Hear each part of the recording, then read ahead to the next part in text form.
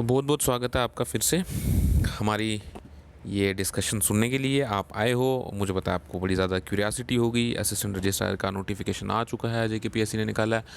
बहुत सारे बच्चे पूछ रहे थे कि सर बताओ इसकी तैयारी कैसे करें और इसमें क्या हो सकता है। सबसे पहले तो बताऊँ, जॉब बहुत अच्छी है, it's a very good job. एक प्रमोशन के बाद आप डेप्यूटी रजिस्ट्रार बन जाओगे तो इंडक्शन के चांसेस भी हैं केएस में। इसके बाद you get inducted into KS.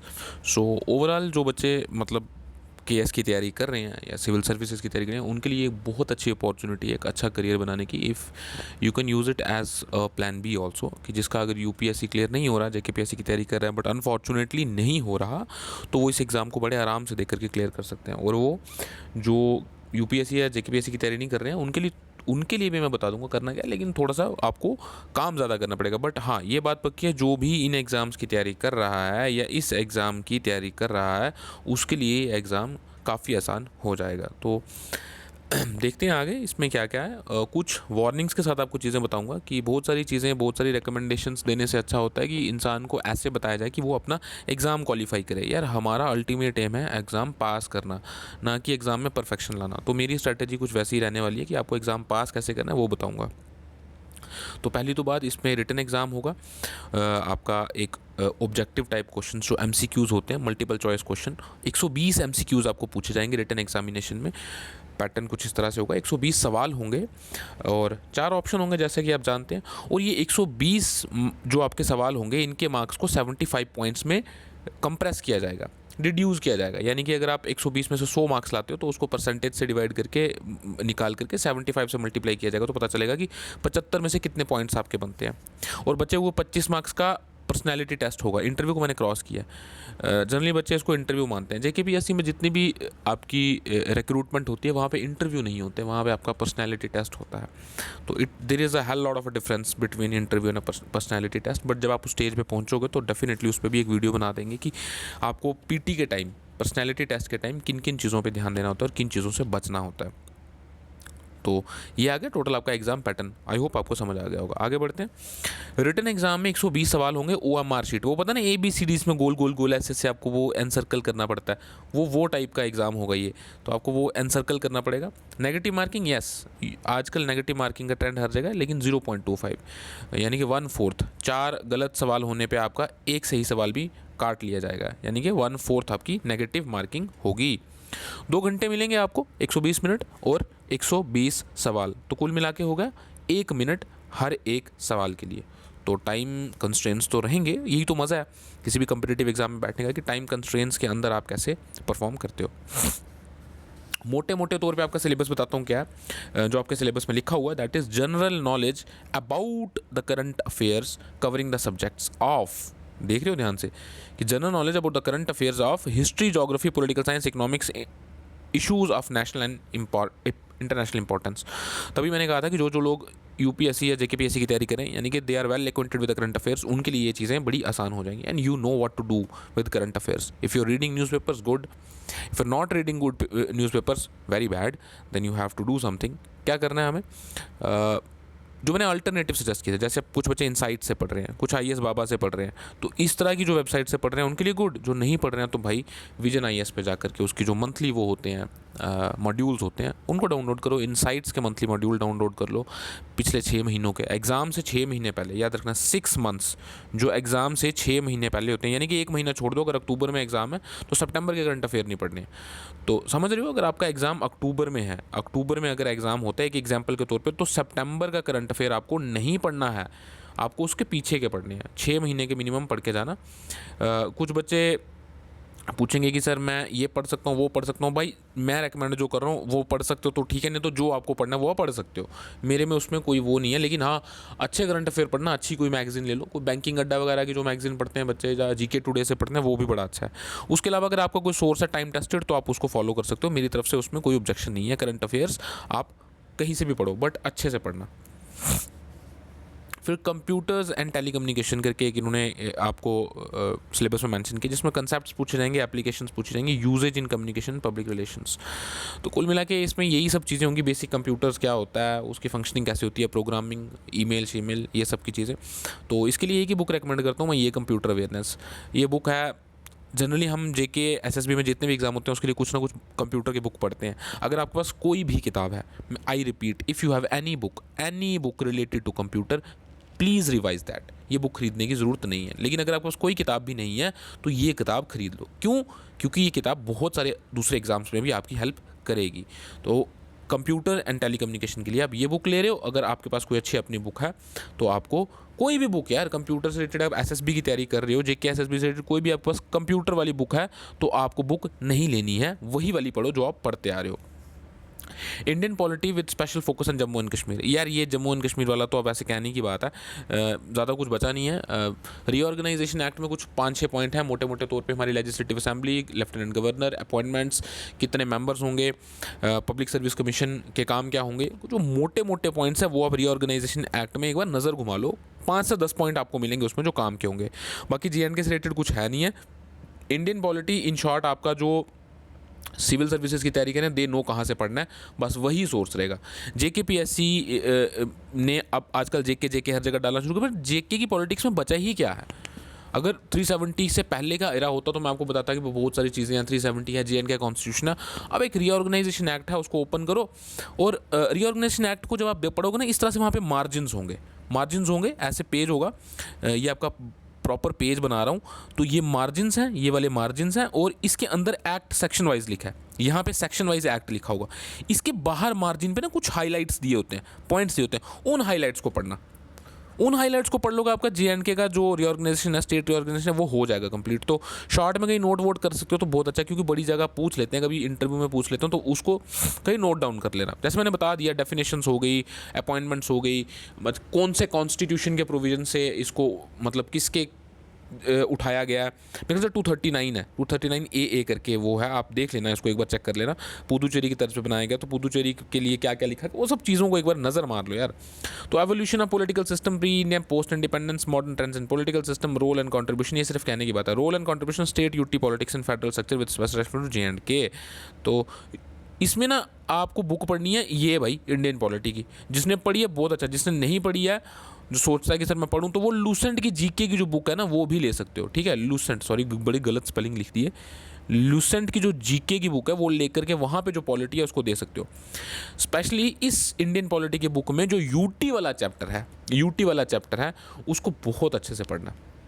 UT और उसके यूनियन के और रिलेशन क्या होते हैं, स्टेट और यूटीज़ के बीच में डिफरेंसेस क्या होते हैं, उन चीज़ों को लेकर काफ़ी अच्छे से ध्यान देना। जैसे फॉर एग्जांपल एक सवाल पूछ लो कि यूटी और यूनियन के बीच में अगर डिस्प्यूट होगा तो रिजॉल्व करने की फाइनल अथॉरिटी किसके पास है, सुप्रीम कोर्ट और हाई कोर्ट।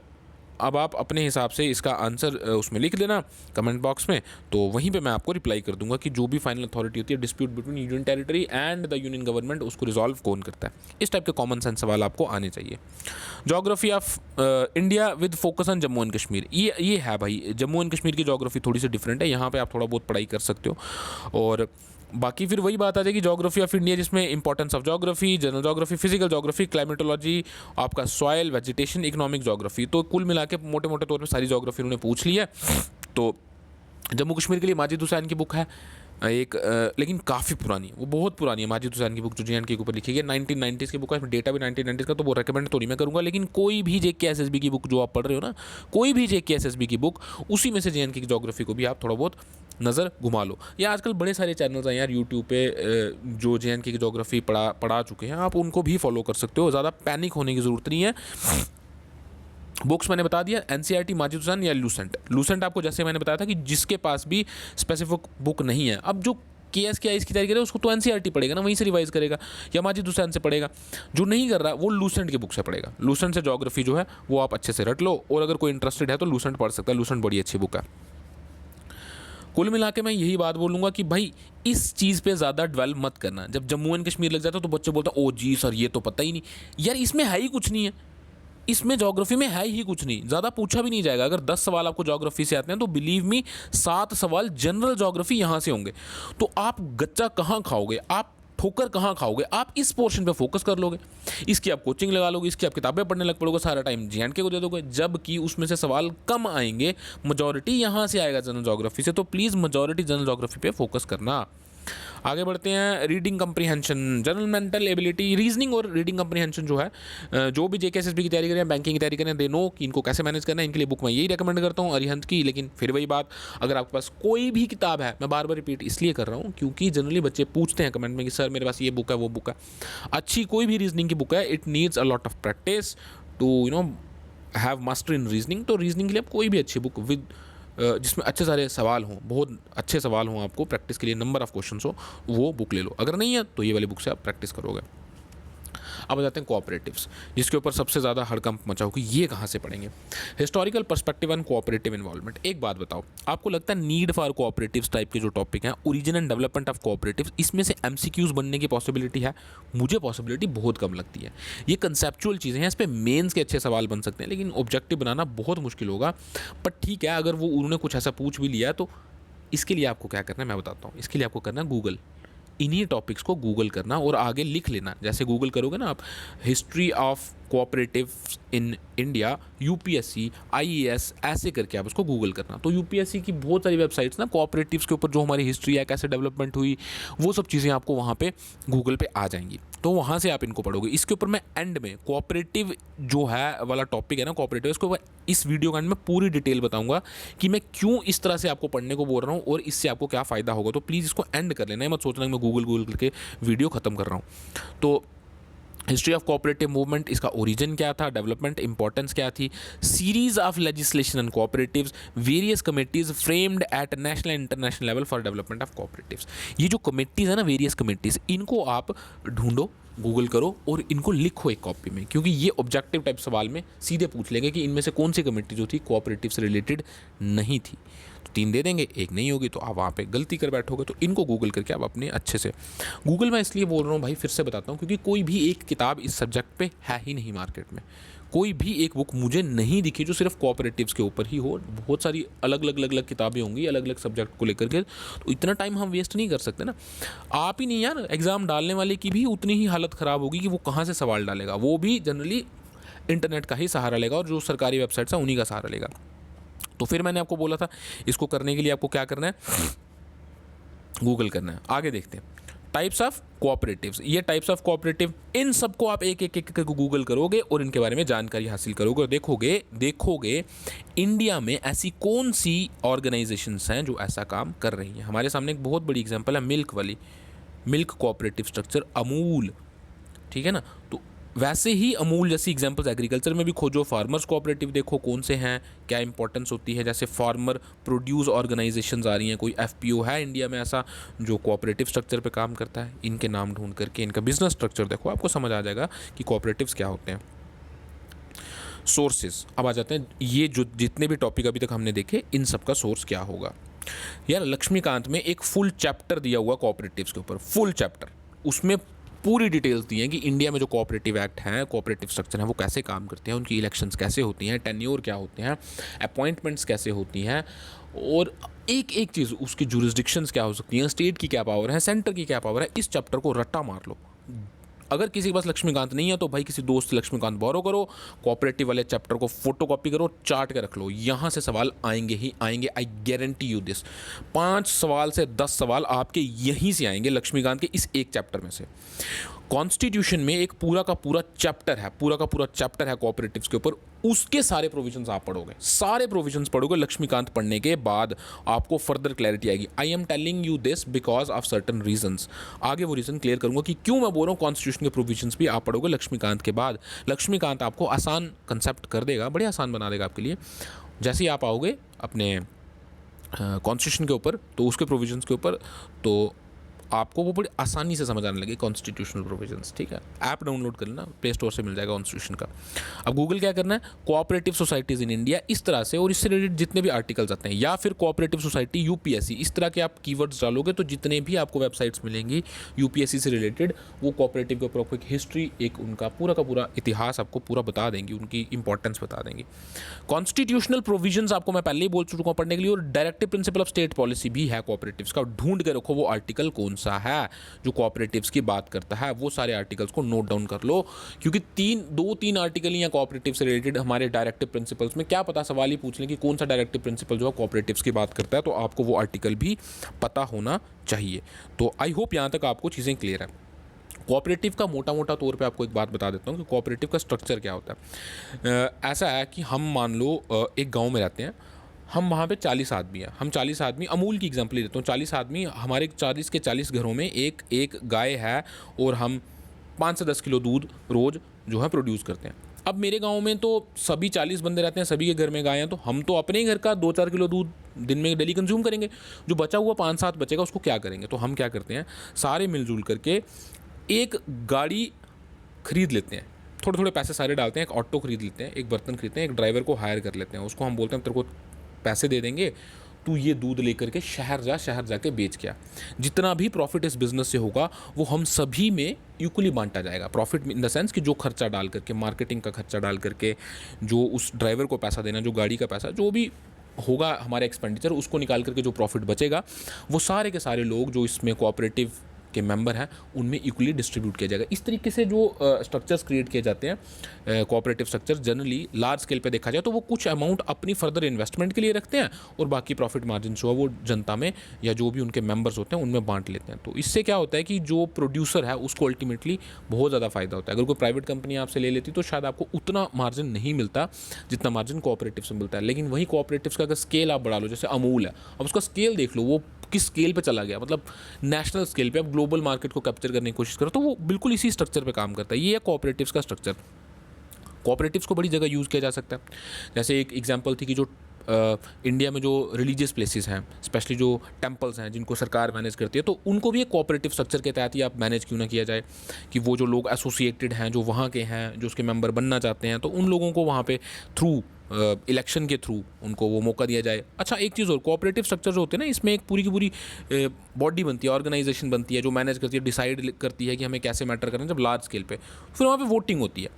मान लो कि अब 40 से 400 बंदा हो गया हमारे गांव में जो दूध बेचने वाला, 400 होगा, अब 400 का 400 तो डिसीजन ले नहीं ना सकता, तो 400 वोट करके किसी 5 को ना 5 से 10 को बंदों को इंपॉर्टेंस दे देंगे, भाई तुम्हारे पास सारी अथॉरिटी, अब कंपनी की तरह चलाओ इसको, एक ऐसे प्राइवेट कंपनी की तरह काम करो और प्रॉफिट एनहेंस करो। तो इस तरीके से कोऑपरेटिव्स काम करते हैं। आई होप मोटे मोटे तौर पे आपको क्लियरिटी आ गई होगी।